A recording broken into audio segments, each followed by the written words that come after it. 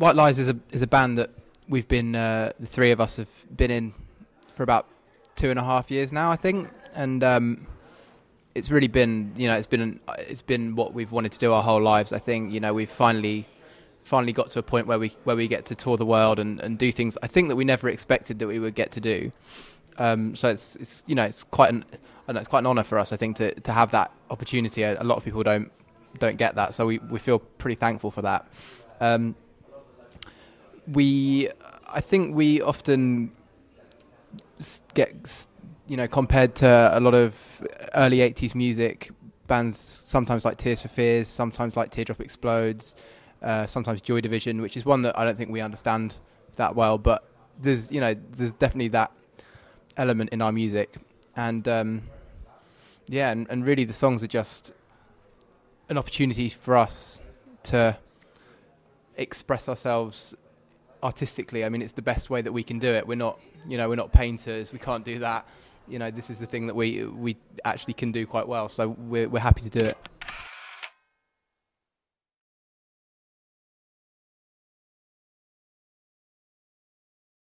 I think it's always nice to get given accolades where people say that you have a lot of potential, or that you're the next big thing or whatever.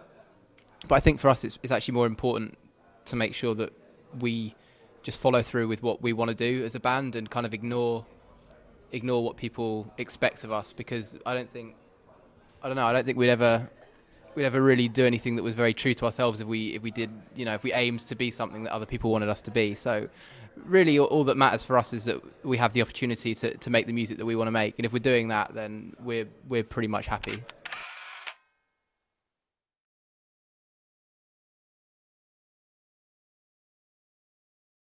When it went to the top of the charts in the UK, that was something that was really quite unbelievable for us.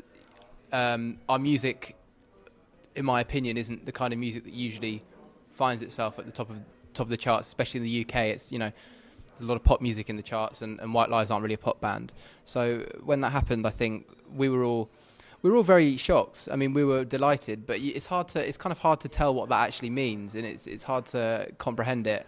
I think maybe a week or two after it happened, we started to realise that it was actually, that's a really big thing. That's a great thing to happen,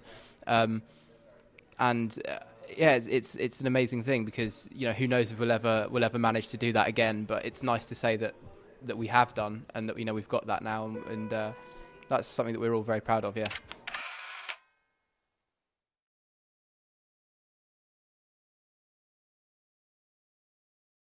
Definitely not. I mean, it's funny. The Killers are a band that obviously we grew up knowing. They became very big about the time that we were in school. Maybe 15 or 16 years old. And there's definitely elements of the Killers which I like, but it's odd because I don't know. We never sit down in the studio and try to write a song in the particular style of a band. And we never really talk about the songs while we're writing them. It's not like we sit there and say, "Oh, this bit should be a bit more like this song" or something. Like, we don't really reference other music while we're actually doing the writing process. So everything that we write tends to just be what we want to play as individuals. So I'll start playing a drum part, which is something that I've thought up. Charles will start playing a bass part that he's thought up, and we just kind of mould it together like that. So the fact that if people think it sounds like other bands, I mean, we can't really do anything about that. That's just how it turns out. That's just how the process that we work through when we write music. That's how it ends up sounding. And it's not that bad to be compared to those bands, I don't think. But it's just frustrating when people think that maybe we were heavily influenced by them when really we weren't, because only we can say what we're influenced by, I think.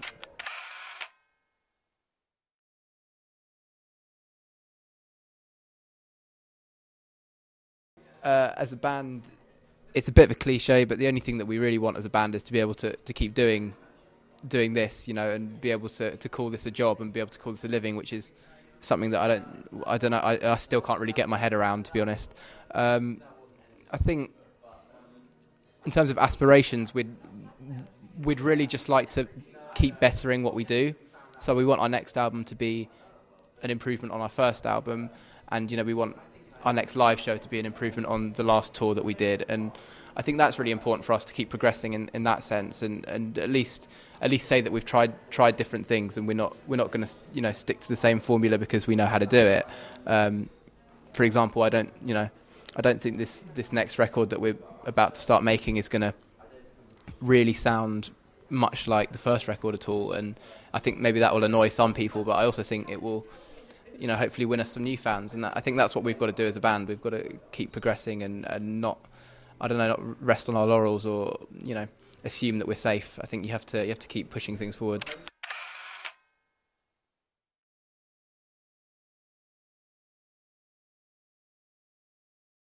We've had 2 shows, I think, in Poland so far. We did the Heineken Opener Festival last year, which was, I can honestly say, it was the best festival we've ever played. It was amazing.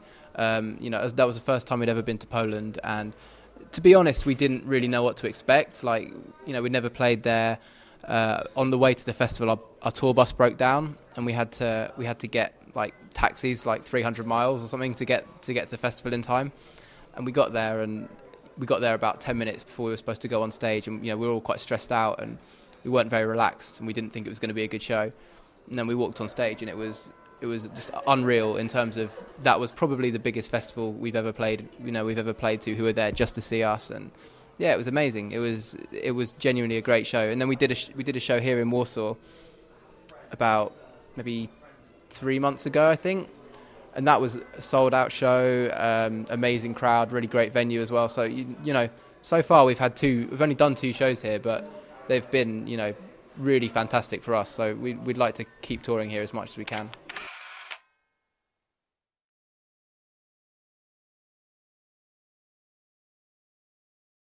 The only Polish band that I think that any of us know is Behemoth, because the singer and I couldn't even begin to hum you one of their tunes. I literally have no idea how any of their songs go, but their singer is a really nice guy, and he came to our show that we did in Warsaw a few months ago, and I think he's quite a big White Lies fan.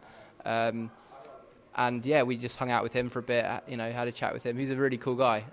But they're the only band that I know from Poland. But I would love to see them play, because they're quite, I don't know, they have quite a cult following in the UK. I know they can go and play some pretty decent sized venues in the UK, and I think it'd be fun to go and watch them.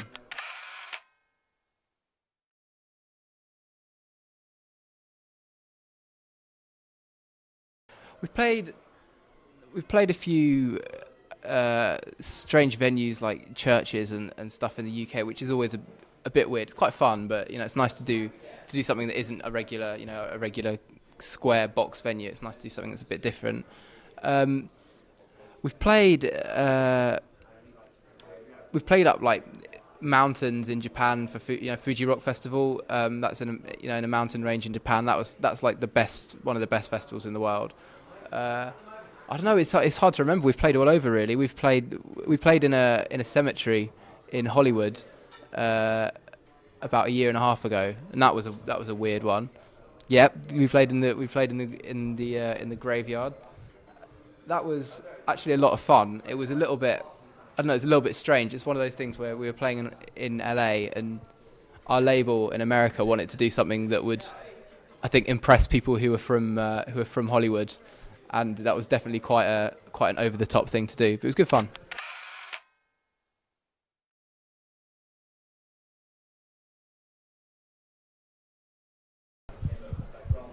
What does what mean?